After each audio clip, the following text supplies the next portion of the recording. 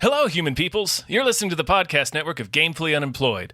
To support us and gain access to great exclusive podcasts like Fox Mulder is a Maniac, Tom and Jeff Watch Batman, Star Trek The Next Futurama, and our latest show, Spiel Boys, head over to patreon.com/gamefullyunemployed. We do game streaming, movie nights with our patrons every Friday night, and you can even commission your own podcast about anything you want. Literally anything, within reason, and we have to do it. You are quite frankly out of excuses not to go visit patreon.com/gamefullyunemployed. That's patreon.com/GAMEFULLY unemployed, which is spelled like it sounds.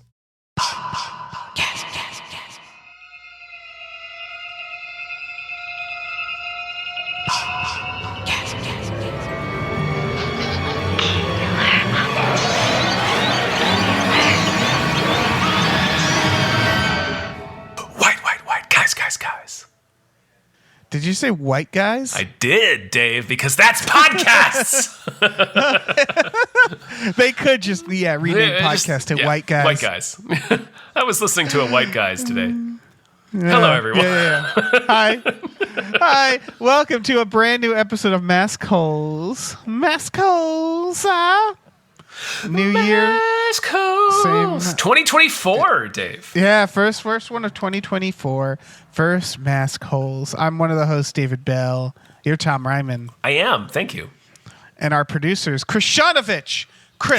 They are. Thank you so much, Chris Shanovich. This has been a long time coming, and Chris Shanovich was brave enough to have us do a Friday the 13th podcast. We'll be doing other podcasts. Chris Shanovich has, I think we're going to be doing other horror podcasts thanks to Chris Shanovich. I don't know why I'm teasing this because I don't know the details off the top of my head. So why would I say anything, you know? But there I go with my garbage mouth. Yep, Thank you, Chris your lips Shanovich. just keep on flapping. They just keep moving. There's nothing I can do about it. Just flapping, like mud catchers on a truck.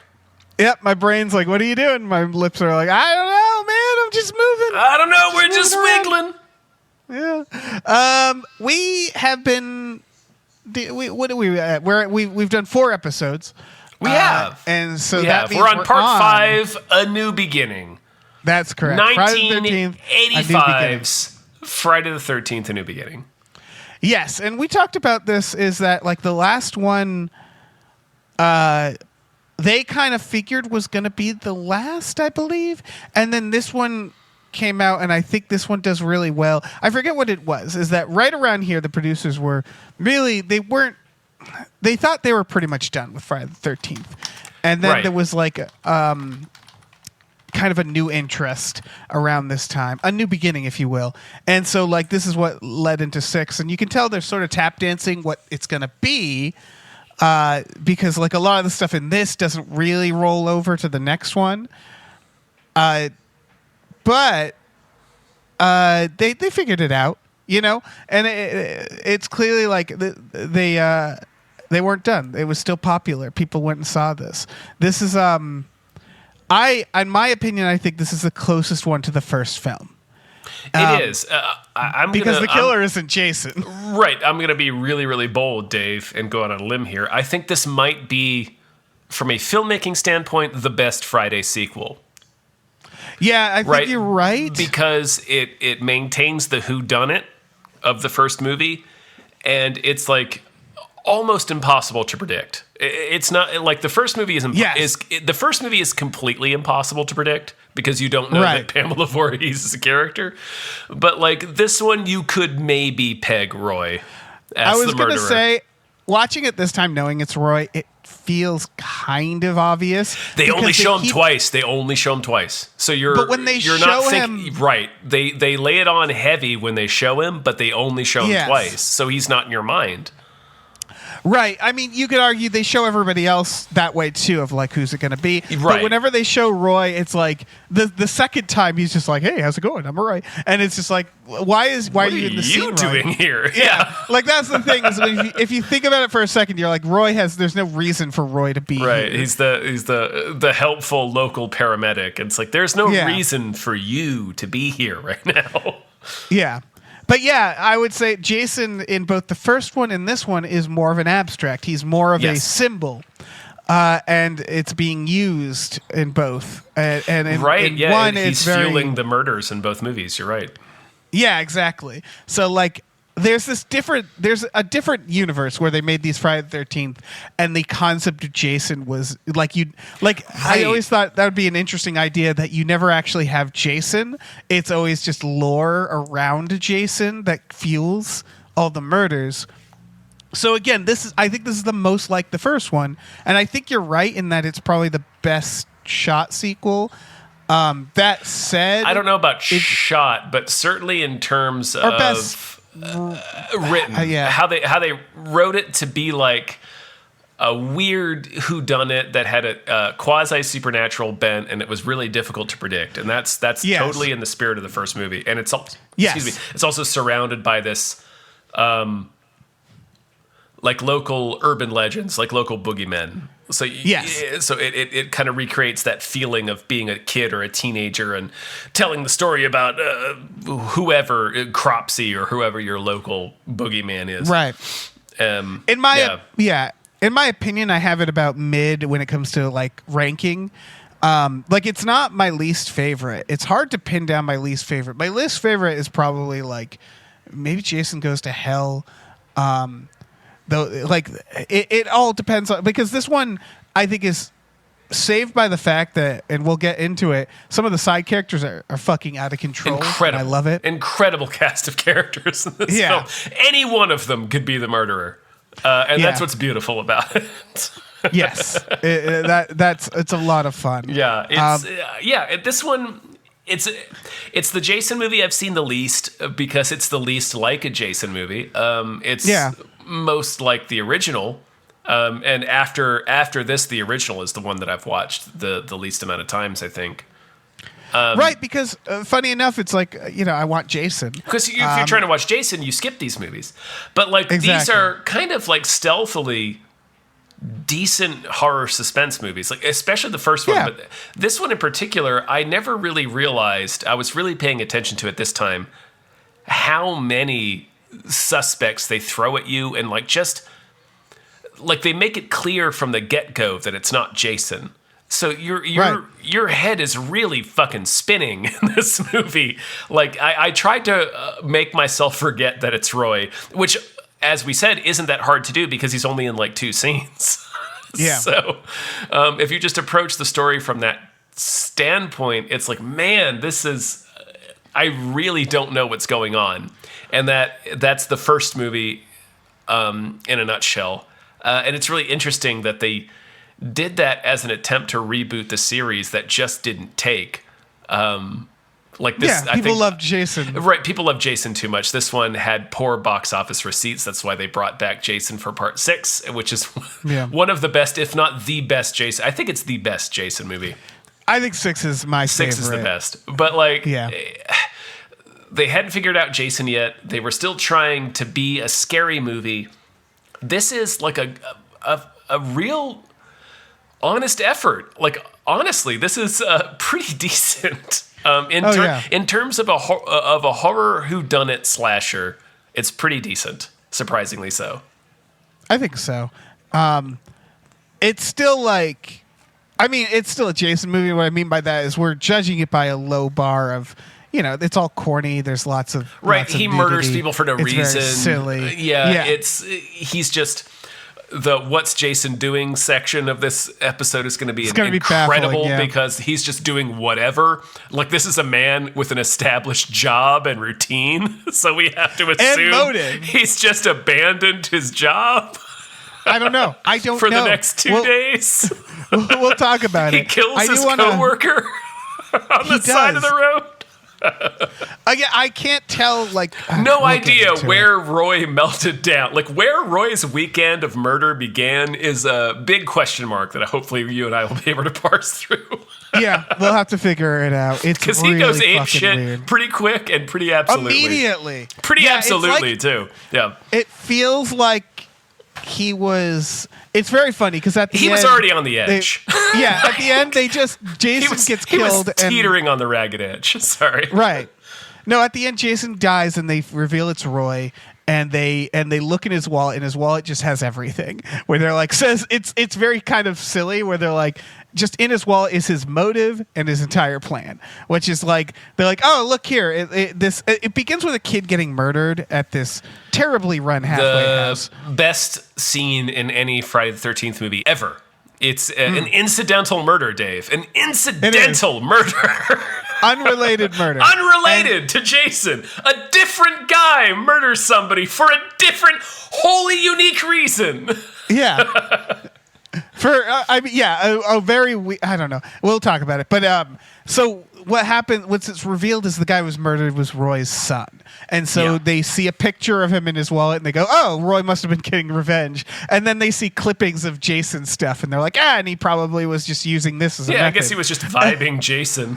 Yeah. And that's as much as we know about Roy. That's it. That's the only thing we get about Roy. We don't even know his last name. No, we do. We Roy do. Burns. Yeah, it's on his name tag. You can see it. Yeah. I want to share this behind the scenes before we get into the Jason section because I just thought it was funny. This movie was cast under a fake title called Repetition, and many of the actors were not aware it was a Friday the 13th. Amongst those was the lead actor, John Shepherd, who I believe plays Tommy Jarvis, who apparently spent several months volunteering at a mental hospital to prep for the role, and then, quote, felt really disappointed to discover that this was all for a Friday the 13th sequel. And I just think that's really funny. That he's barely in, too. Like, you mentioned in that little quote there that he's the lead actor. He disappears for Act 3 because they're really trying to cast suspicion on him, so he's a major suspect. So he's not in like the last half hour of the movie. Yeah, he's more like, I would call him maybe the protagonist and as opposed to the lead actor, if that makes sense. Yes. But like it's very silly, and I just find that hilarious that this poor actor was like, my big break, I'm gonna really dive into this role, and then learns that it's a fucking Jason movie. It's not even that, it's a Jason movie that he's barely in. Yeah. Like, he doesn't get murdered in it, but he's barely in it.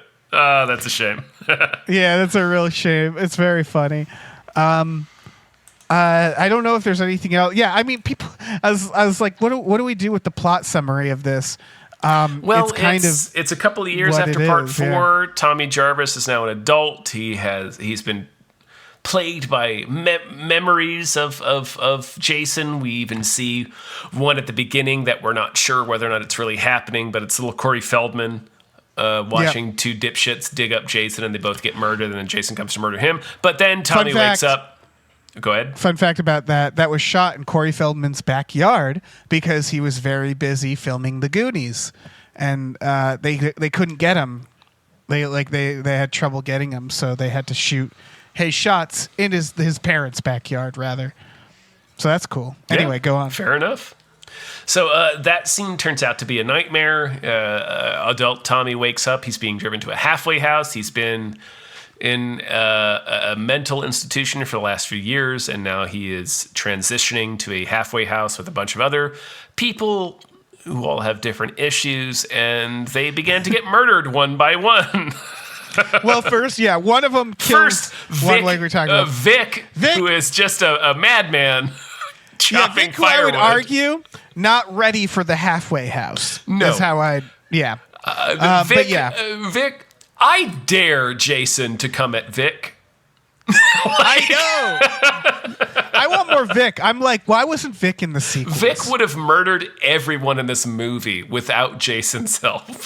Yeah, I kind of want to make like a spin-off. Honestly, yes. We should make a Vic spin-off. Yeah, Vic is a murder hero. And it's like we said, it turns out to be Roy. Right, it turns out to be Roy, one of the local paramedics. There's like, I don't know, half a dozen or 7 or 8 20-somethings at this halfway house. Most of them get killed.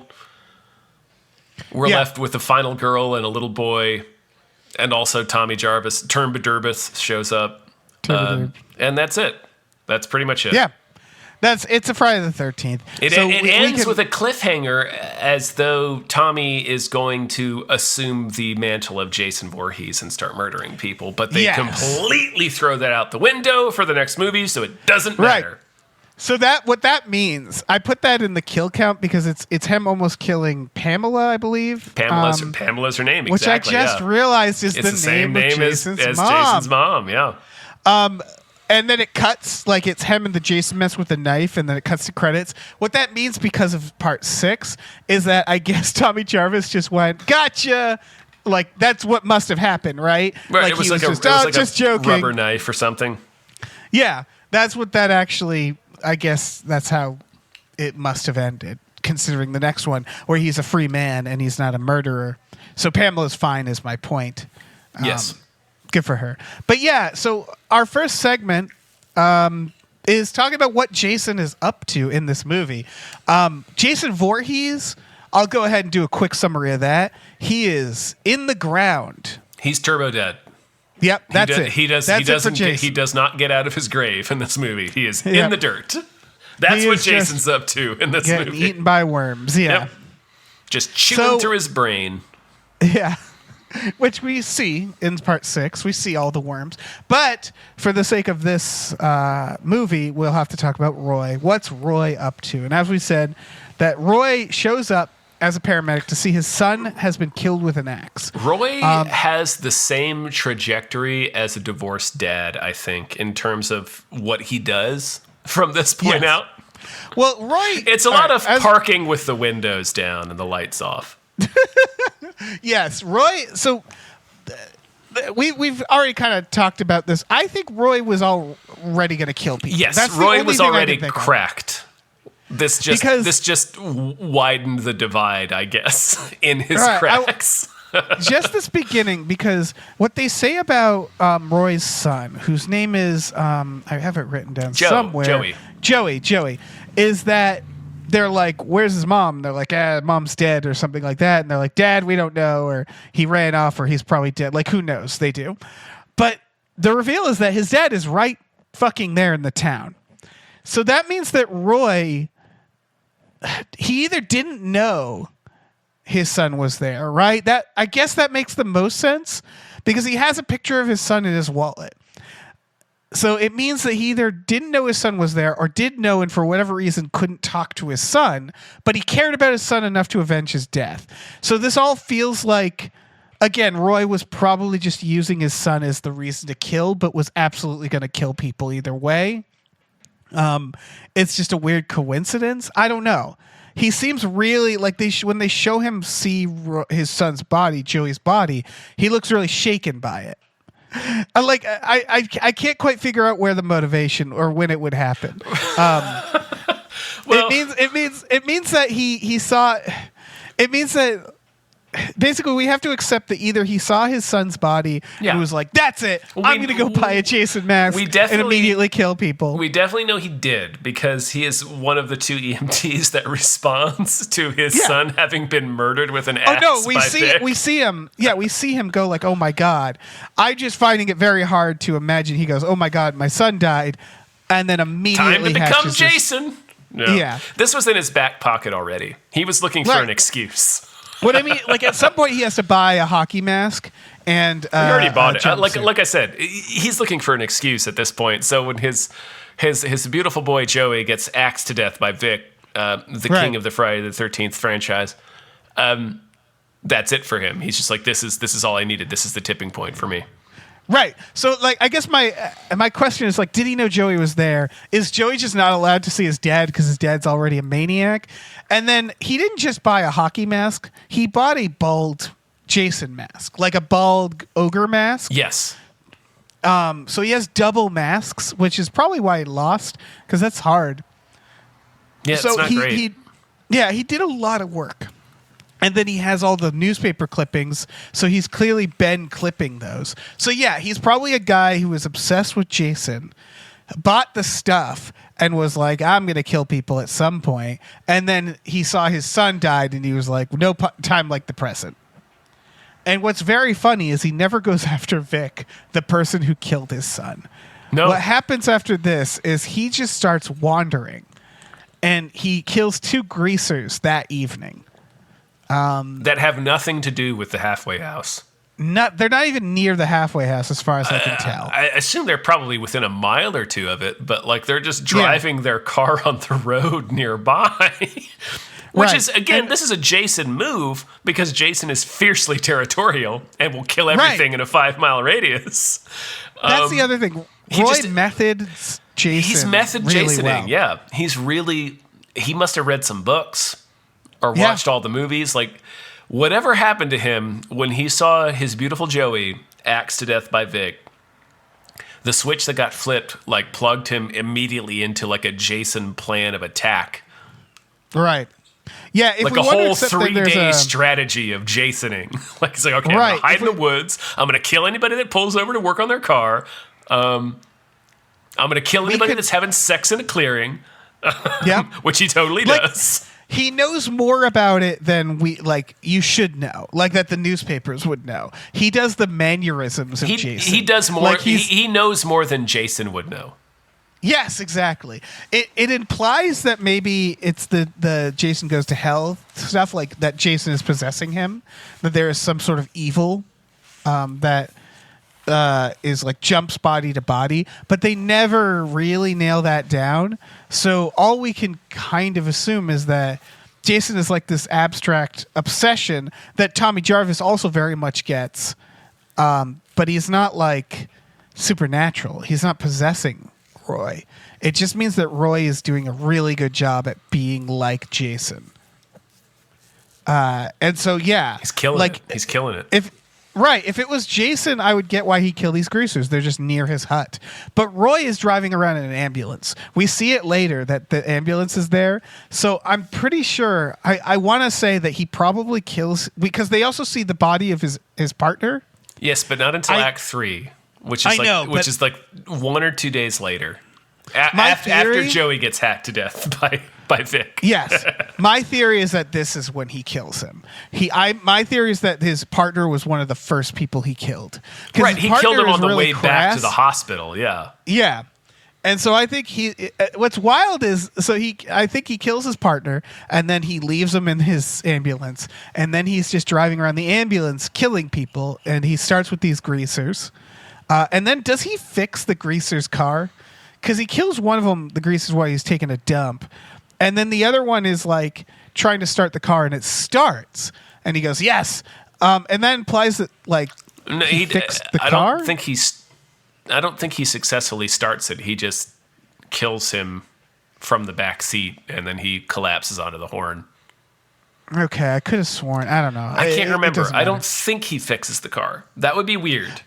It would be weird, but everything he does is weird. Because what he did is, what he has to have done is, okay, so the guy in the car goes off to take a shit. So he kills the guy that's working on the car, and then leaves him sprawled over the hood, and then climbs into the back seat of the car to tee-hee until the guy comes back to sit in the front seat. It's very Jason. It's very Jason, yeah. Yeah, he's also hoping that the guy doesn't see his friend dead on the car, which I guess he doesn't. At this point, we never see the Jason mask, so it's plausible that he doesn't buy the Jason mask till later. So he kills the greasers, and then the next day he just goes back to work, which is the funniest part, because this is where they show Roy cleaning up the greasers.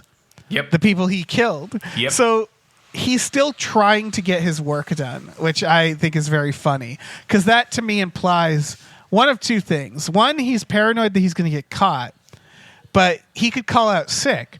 So it implies that he intends to keep, he thinks that he needs his job, which means that he's trying to deflect suspicion, Dave. So he's going back to work. Right. Yeah. This is what I'm saying. He's trying to keep up appearances. And so to me, which is more than Jason does. Right. That implies that he wants to get away with this all at the end, which is interesting to me because it does not seem like a man who's planning to get away from After this point, it escalates as such. It sure does. I'll give you that. But now, it seems like maybe there's still a universe in which he gets away with this. Right. And I think in his head there is. He's like, maybe, I'm going to go back.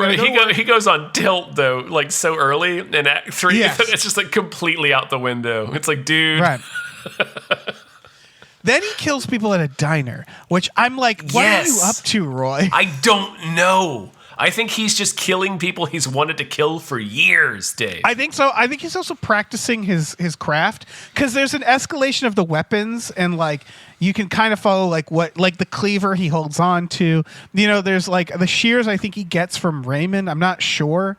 But he goes to this diner and he does another car murder, just like the greasers. So like that's what I mean, where he's like, okay, I think I got this car murder More car thing murders, down. yeah.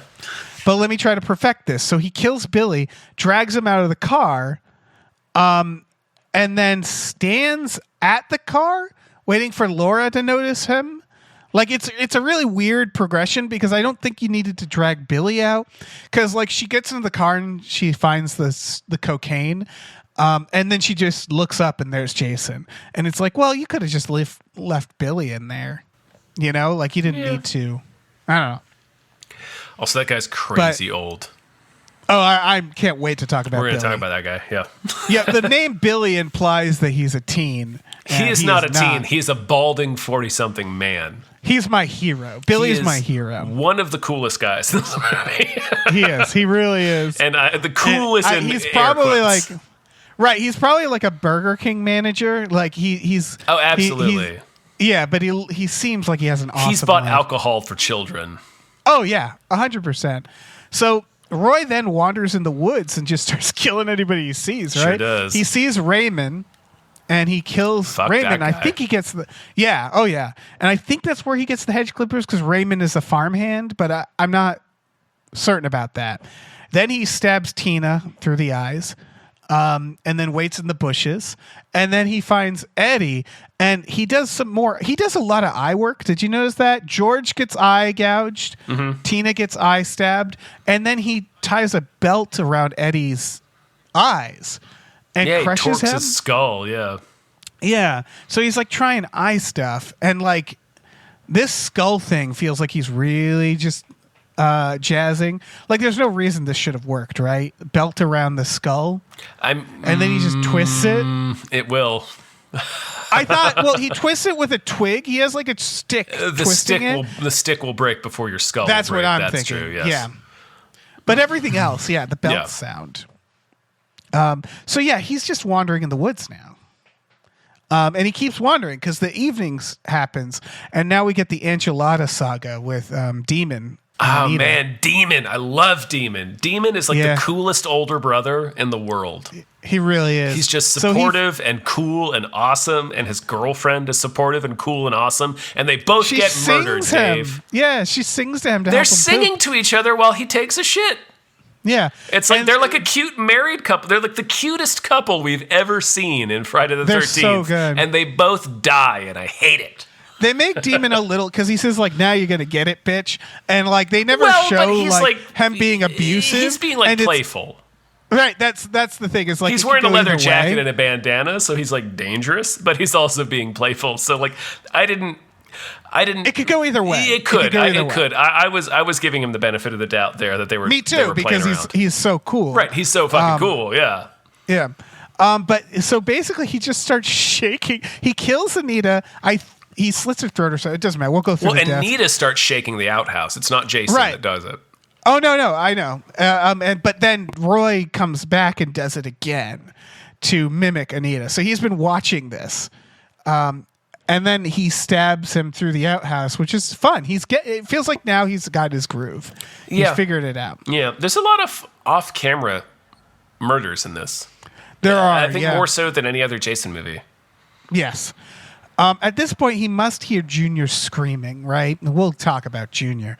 Boy, will we. Oh, Lord. And so he goes there and just immediately decapitates him. I think he was just like, no, none of this guy. He was riding his motorcycle around in a circle on the property, screaming for his mom to make him a stew. So Jason just holds Roy holds his machete out just in front of him. Yeah. Cuts his head off. Cuts his head clean off. Xanda Jr. Beautiful man. Beautiful man. He was gone too soon. Yeah. he kills Ethel with a cleaver, and the cleaver starts. So he brings the cleaver to the halfway house, and finally he goes to the halfway house, the place he starts 2 miles away and works his way back. It's like he's to kill the people that had nothing to do with his son's death. Yeah. But he finally gets there. Doesn't get Vic. Like you said, he does not go after Vic. He never goes after Vic. I don't know why. Dave. Yeah, Vic lives. As far as we know, Vic is still in jail. That's it for Vic. Yeah. So fucking Roy, he kills Jake and then drags him up to the bunk bedroom and waits and hides. Classic Jason. And he waits for what's her name to go in, and then he stabs her through the bunk bed. Again, very classic. Roy is really channeling Jason. Then he goes up to Violet's room, watches her do the robot for a bit, and then kills her. Kills the robot. Like, they clearly hired this actress because she could do the robot. Yeah. It's beautiful. I also respect that she keeps her tank top on, because it seems like only because it seems very obvious that she was just like, no, I'm not doing it. No, I'm not doing like that. It seems very obvious that this actress was like, no. Yeah, because there's a scene where there's a scene where her dead body is piled with another dead lady, and she's topless, but this actress is still like, nope, not gonna do it. You hired me for the robot, baby. But listen, I can do the robot. I can do the robot like a motherfucker, and that's what you're gonna get. You want tits or the robot? And the producer's like, damn, we want the robot. Damn it, we want the robot. Yeah. We already have tits. Yeah. So Roy basically, he stacks all the bodies in Tommy's room as if to frame him, but I don't think he knows it's Tommy's room. I think it's just an available room. Right, I think it's just, I mean, the movie is trying to make us think that it's Tommy. Right. So it's hard to say what is intentional on Roy's part and what's just part of his, like, murder fugue. Right. I'll just stash him in this room. He does the weirdest thing next, and this is a real Jason of him. So from the perspective of the victims, they find all the body. He kills Violet, and then we show the people finding all the bodies in the room. They run downstairs, and Jason bursts through the door from the outside. So that means that Roy stacked all the bodies and then went outside to bust back in. It sure does, Dave. He's just a guy, so he also had to have a running start to smash that door, because that door shatters. There's a couple of moments where Tommy stabs him in the thigh, and he really reacts like a guy you've stabbed in the thigh. Yeah. And not like Jason. Yeah, and so I think he's on PCP or something. He must be. I mean, he doesn't make a sound ever, but he really behaves as though he's been stabbed in the fucking thigh. Oh yeah, and when he busts through that door, there's no way he didn't break something. Oh God, yeah, no, yes, yeah. He has like hairline fractures in his wrists and shit. Yeah, from bashing through that door. He is so I've never high, seen a door Dave. Explode like that. He's like a freight train. He is. Just go find that shot, folks. It's just amazing, an incredible effect. Man, they did a great job. Roy hit rock bottom the day his son died. This is my theory. He hit rock bottom the day he came to collect the pieces of Joey from this halfway house that Vic carved up. God, I love Vic. Yeah. So he hit rock bottom that day, and just, I guess he had a Jason plan. Like some people have a bug out bag. He had a Jason bag. Yes, he was like, must listen, have. One day I'm going to get pushed too far, and I'm going to be Jason. I've already decided it. Yeah. It was either it was going to be this. It was going to be like a waitress not bringing him cream for his coffee. Yep. It could have been a lot of things. And instead it was his son dying. Yeah. Yeah. And right. That bug out bag must have had a Jason mask, a jumpsuit, and PCP. That's gotta be so much angel dust, dude. Yeah. 100%. And so, he must have just, Because he burst through that fucking door. And this is where we learn that his ambulance partner is dead. And so I keep imagining him on PCP in the Jason outfit, driving this ambulance around, talking to his dead partner. That's got to be what the last couple days were like for him. Yeah, probably. We then see Matt nailed to a tree. We haven't talked about Matt yet. And we've seen, and so he, at some point he killed Matt, the owner of the halfway house. Right. Nailed Matt him to is a tree. like the reasonable, he's very, I forget the guy's name in part 2, but he's very that guy. Yeah, he's the very guy, that the guy that runs the camp in part 2. He's basically a reskin of that dude, but he gets a railroad spike through his fucking forehead. Yeah, no idea where he got that railroad. No spike, idea how that happened. It just did. So that fill in the blanks story. with the power of your imagination. That's what Jason is asking us. Then he frisbees George through a window. George is the elderly cook. Very funny. Very, very funny. Oh, yeah, he rips George's eyes out, too. Yeah, exactly. So he had George stowed away somewhere. And so again, he really has this down. Like, he's really channeling Jason to the point that he gets hit by a tractor driven by a driver or child, which I would argue is rock bottom. when you're slammed by a steam tractor. shovel, even. Yeah. It's like a bulldozer driven by a child at 20 miles per hour. Yep. And like nails him Jason, in the chest. Things go really wrong from here. He chases them to the barn and he's like, I got this. I do want to say the fact that he stands up after that is a Herculean effort, right? It's PCP. It's PCP. Because he got hit in the chest with a fucking steam shovel. Yeah. Like it has to be PCP. That would kill us, Dave. You and I would be dead. Oh, anybody would be dead but Jason. Our skeletons would be liquid. Yeah. Roy is not Jason. Doesn't matter that it's going 20 miles an hour. Do you know how much those things weigh? It's ridiculous. Yeah. He should be dead, but he is riding that high of Jason too much. Right.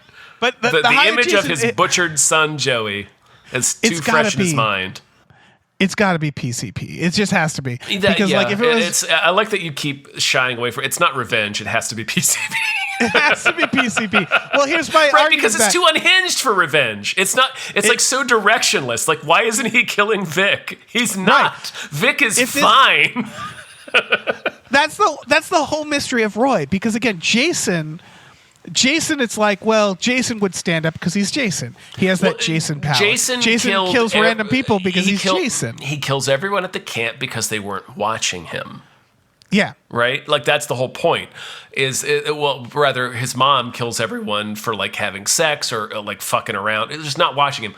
But, like, this dude is, like, has no reason to kill everyone around his son. No, Roy has... They're just other people struggling through a halfway house. Yeah, he has a very clear motivation, and he's not doing that thing. So...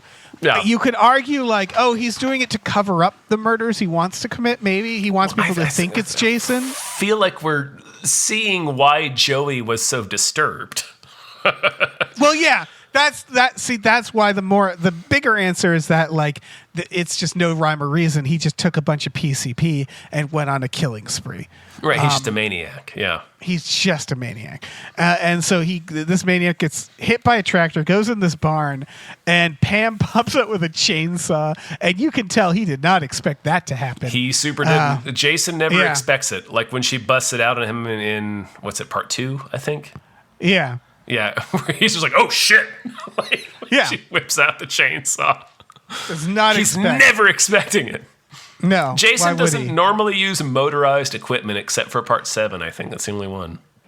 Well, depends when he uses the tree trimmer on Bernie on Weekend at Bernie's. Jason X. Spoilers. Jason X. He does technically kill a lot of people with motorized equipment. If you count a spaceship as a motorized equipment. Well, he crashes a spaceship into a space station, which he kills commits thousands a genocide. Of people. Yeah.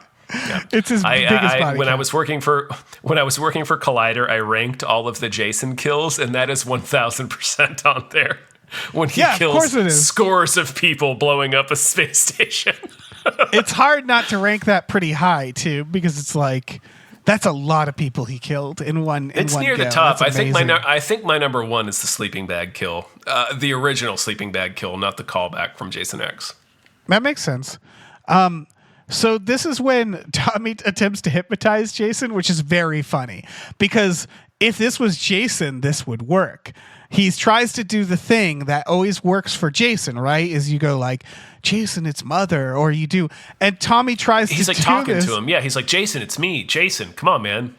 Jason, and Roy just looks at him like, the fuck are you doing? He and just immediately slashes him. He marches up to him and carves an inch out of his chest. That's my favorite moment of this movie. So good.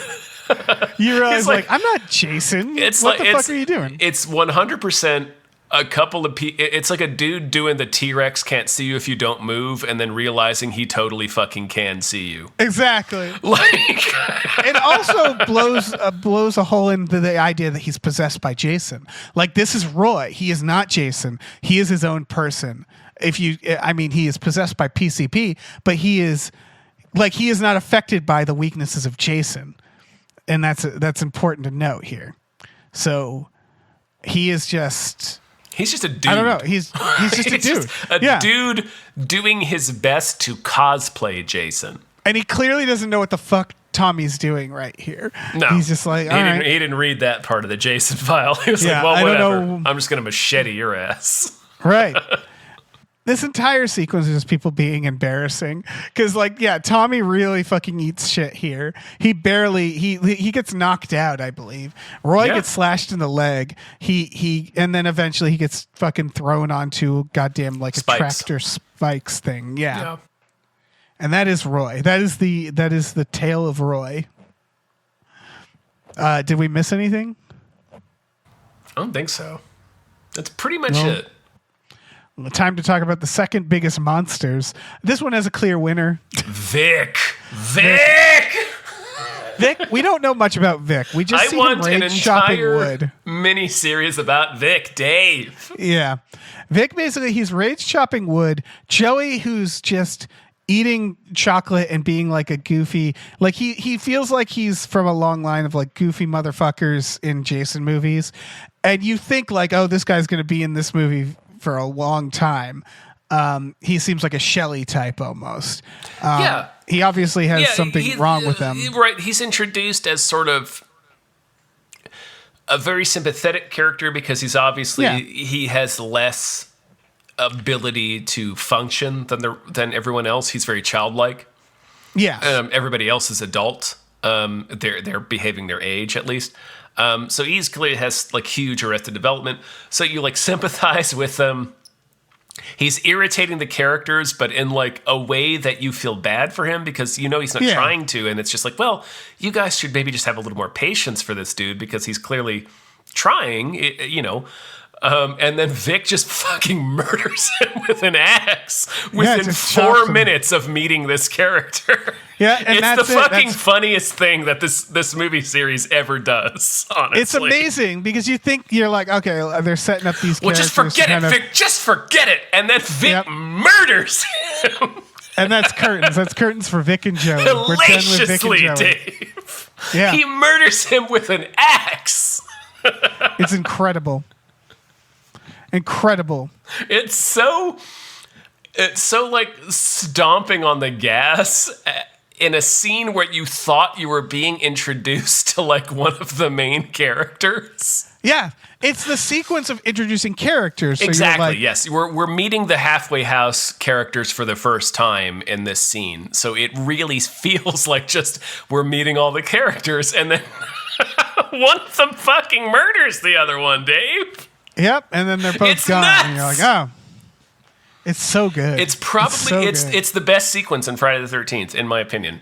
It's you can't predict it. You don't see it coming. You don't see it coming. It's impossible to predict. It has nothing to do with Jason. Yep. It's it makes in a world of Jason, there's bound to be other murders. So it's I guess other people would murder people. Jason doesn't have a monopoly on murder, but when you're watching a Jason movie, you kind of forget that. Right, you forget that other murderers exist. Exactly, because Jason, because Jason has so thoroughly cornered the market there. Yeah, so Vic obviously wins. God, we should. Vic, he's got a studded belt wrapped around his left bicep, Dave. Yeah. He's a fucking hero. He is a hero. He is so angry and so sweaty and so murderous. Right. And it's so homicidal. Lord knows what his fucking problem was. We don't know. We never learn anything about him. I love Vic so much. I love Vic. It's the only time we see him. Yeah, and then he's gone. And then he kills Joey, and we never learn anything about him. He's incredible. I love Vic. He's gonna be in jail reading the paper about this and going like, "Wow, yeah." damn. I fucking dare Jason to come at Vic. Yeah, Vic will shit down his neck. 100%. We should talk about Tommy Jarvis for honorable mentions. Real quick, Jason is probably not the first zombie Vic has killed. Oh yeah, Vic has that vibe of like he'd be real cool in the zombie apocalypse. Right, like he'd be very useful. Yeah, Vic's like Kyle Reese. He's a man at a time. Exactly. Like he got left here from a dystopia.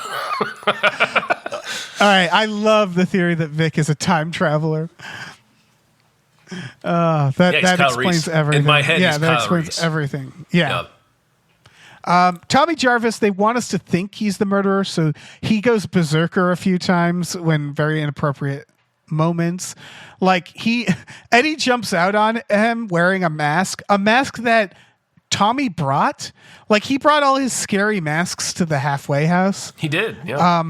And then someone jumps out at him wearing one, and he's just like, "You son of a bitch!" And it's like, Tommy, this is what you wanted. You know this mask. You know this Wolfman mask. You made it literally with your own hands. Yeah, what are you doing? You know he's wearing a mask. Right. It's not fully formed Tommy Jarvis. Like you can get a little bit of the denim. He's not rocking all denim yet. Not yet. Yeah. Not yet. But he's an honorable mention. Do the grave robbers count? Because I know they're dream grave robbers. They're dream murders. But I've never seen people so excited about digging up a grave. They run in and they go, "Come on, dig faster." Well, it makes no sense, but like it ends up making sense because in part 6, it begins with him and his buddy driving to the graveyard, and that's what he tells his buddy. He's like, "I keep having these dreams. I need to make sure Jason's still there. I need to make sure he hasn't been dug up."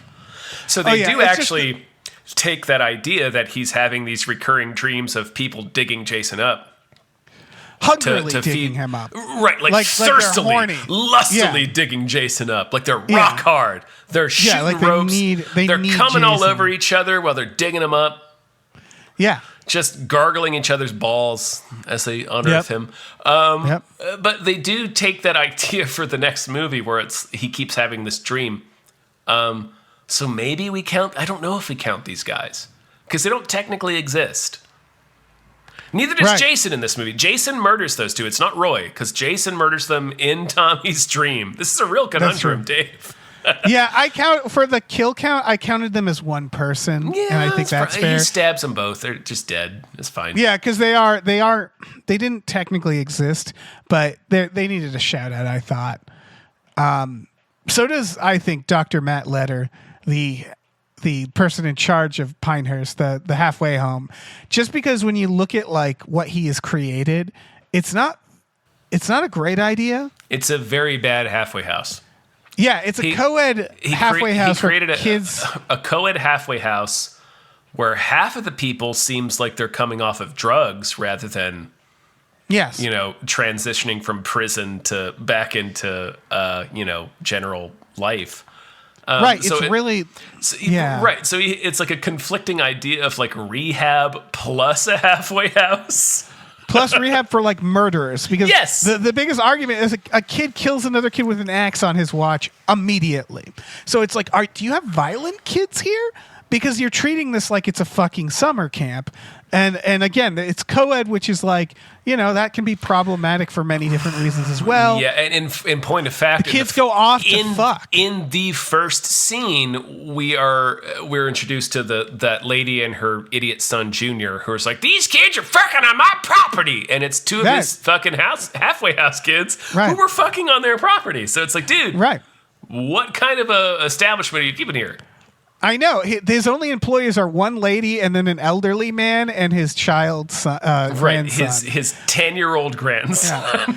And like, again, there's the first thing that happens is a kid murders another kid. So you'd think they put it on lockdown. But there's a part where Tommy attacks that kid, Eddie. And then later they're like, Matt's like, you should go into town with the child, Tommy. And it's like, he just attacked somebody. Like, what are you doing? Like, it's so weird how he doesn't seem to care about the random acts of violence done under his watch. And like, case in point, everybody gets murdered in the end. So yeah, bad job, Matt. Bad job. He did a bad job. Statistically, the people running these camps have not been good. No. And again, same with George, whose grandson he's just letting hang out with the violent patients.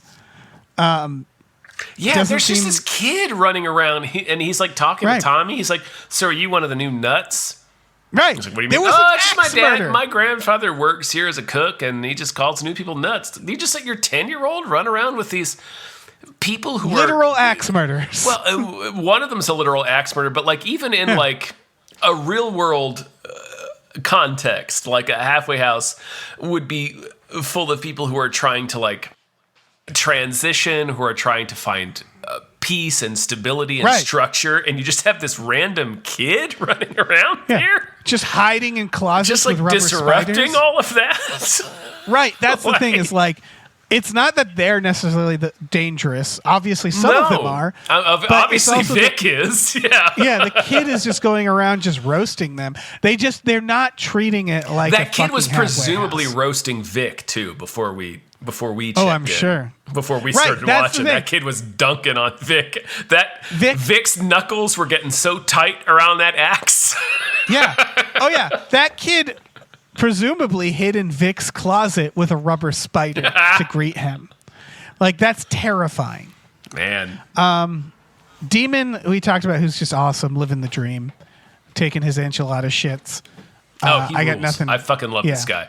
The only thing I don't like is that he dies. I don't like that he and his girlfriend get killed because we're introduced to them. He's the little boy's older brother. They meet him in a van. He's just hanging out there with his girlfriend. They're just getting high and listening to music and shit. And they're cool and supportive. They're just like the coolest people. Yeah. I'm so sad that they die. Oh, yeah. I want to talk about Eddie and Tina, who seem to love fucking. There's a scene where Tommy gets up and it's like the crack of dawn and he looks outside and Eddie is like chasing Tina into the woods to fuck. And I'm like, it's 9 a.m., guys. Like, Jesus fucking Christ. Like, they're just, they live to fuck. And like, you know, that's fine. Good for them. Bless them. Yeah, bless them. I mean, we've all been there. We were all 22 at one point. Yeah, but Jason would have fucking hated these two. There's also a scene where Eddie jumps at Tommy in the mask.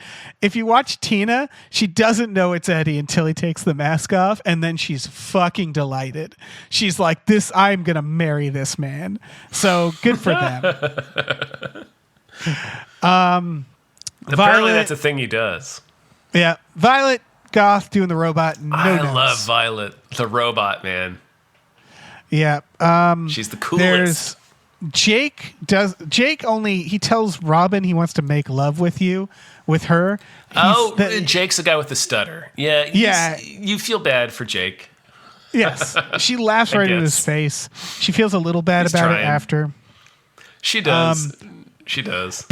Pete and Vinny, the greasers. The only thing about them is, one, they're clearly time travelers, but mainly, I have to talk about fucking Pete being like, I have to go take a dump in the woods. Right, like he just casually says, "I gotta take a crap." Like that's a thing that people say when they're in a car. What are they, cowboys? When you have to take a crap in a car, that's an emergency. Like you have to go someplace. You're not going to crap in the fucking woods. Like if you have to crap so bad that you need to crap in the woods, it's a goddamn emergency. He'd be running. Yeah. No, That's what's what. So they're greasers, so they care about how they look, right? And so they're not rugged types. They're not like hippies. They're not cowboys. Nothing like. They're not campers. And the car breaks down. And he just goes like, "I gotta go take a dump," and just casually walks into the woods. And it's like, can't just wait, man. Wait until the car's fixed and go take a dump where you were going. That is the weirdest thing. He doesn't have toilet paper. Like, what a fucking low key insane thing to do.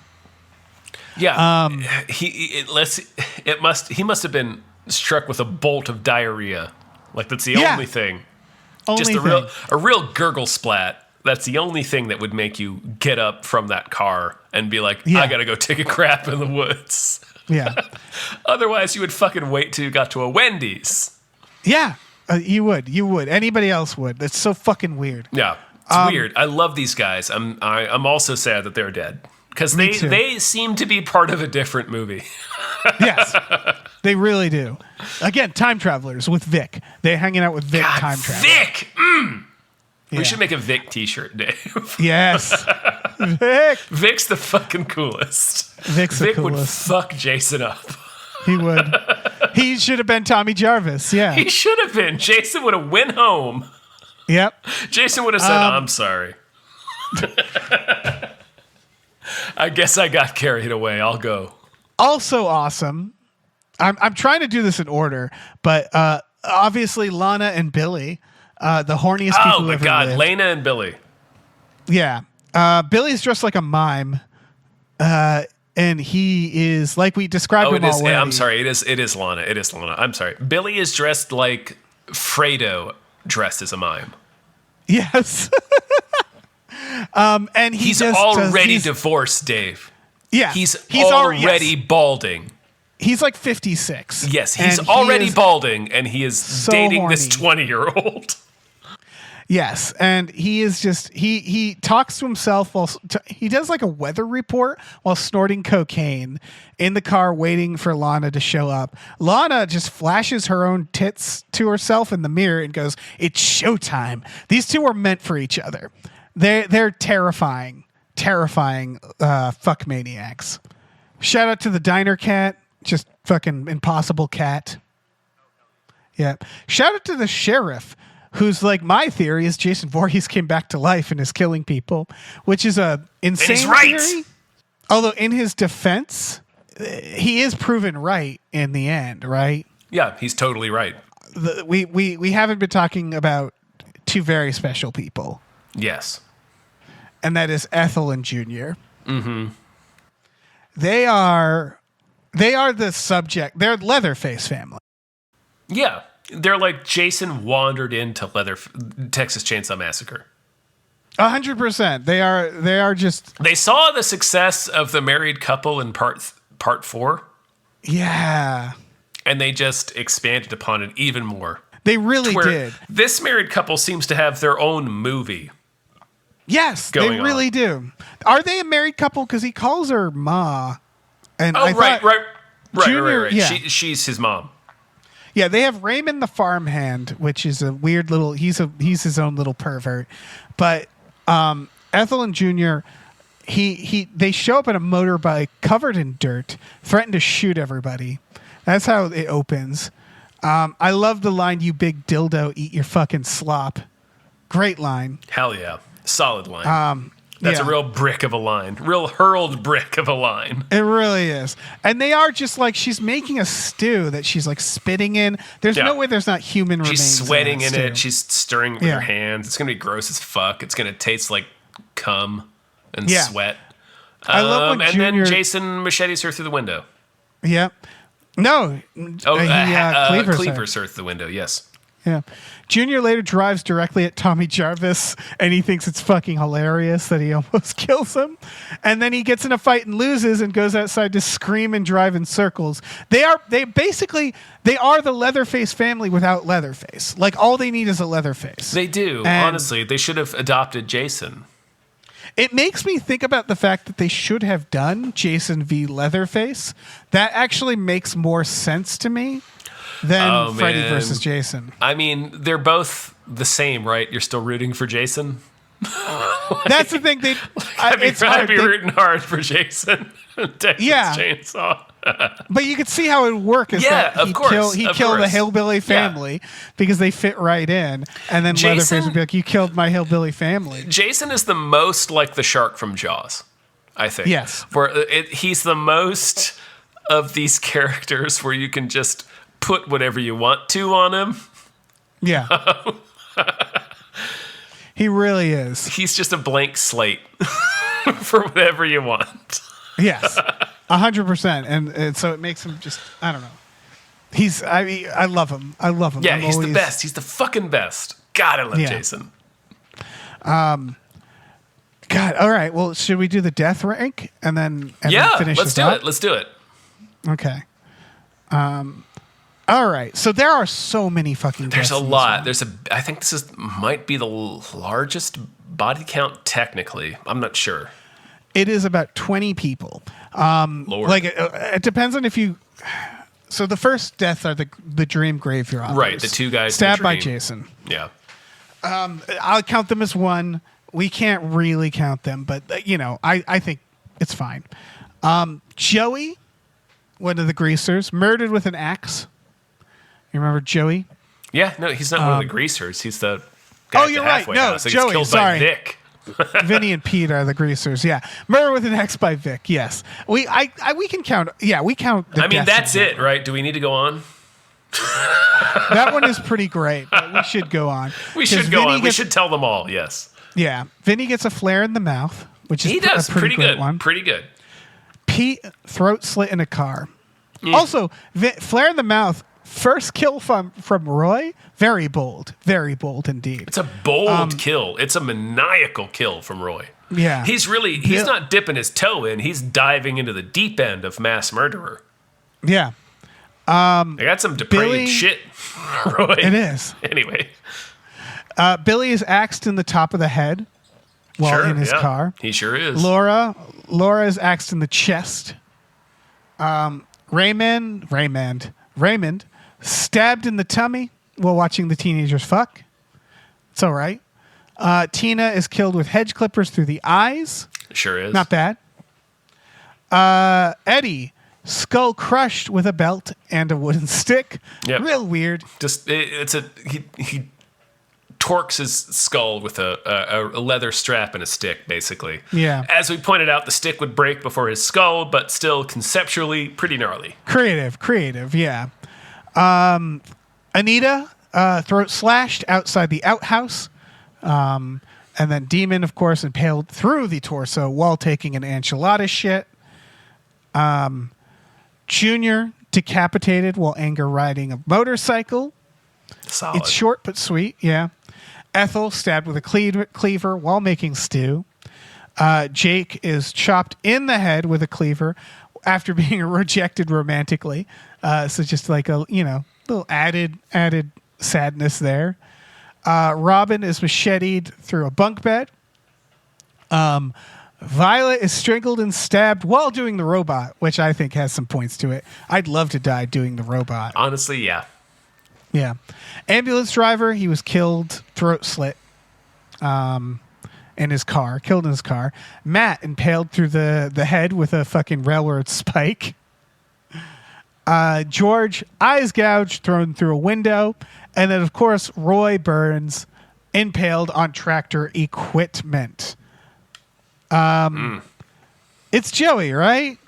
I think it's Joey, right? It's Vic. It's the first murder. It's so explosive and so extreme and so unpredictable. Yeah, I think what's amazing about that is like murdered by an axe, you're just like, meh, that doesn't sound that great. It's bad. It is the method in which it's weird. Like in movies, we're like, okay, but like in real life, if you heard they were murdered with an axe, you'd be like, holy fuck. Right. Yes. It's serious. An axe is serious, y'all.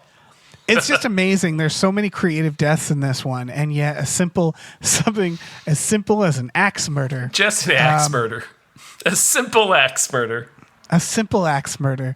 It's really great. Humble axe murder. No, Vic is really won. Vic is incredible. Vic is my favorite character in the entirety of the series. And it's also he outshines Roy. He does. He outshines Jason. He does. He has his own fucking universe going on that doesn't give a shit about Jason. He is like a mystery. I want to know. He would kill Jason if Jason came for his ass. They should have done Vic v. Jason. They should have. Vic has so much of his own shit going on. He has no time for Jason. Yeah. I want to know. I want to know what. Yes. Yeah. This is. I wanted to point out also that they repainted the Jason mask. They painted the little lines blue instead of red. I just assume that was... I didn't look into this. I just assumed that was an effort to be like, this isn't the Friday the 13th you were familiar with. This was supposed to be a big reboot of the series. Yeah, it also makes sense that he would because it's not Jason, right? It's not Jason. Yeah. I think that works. But this is like low-key... This is low-key one of the best Friday movies, honestly, in my opinion. I think so, yeah.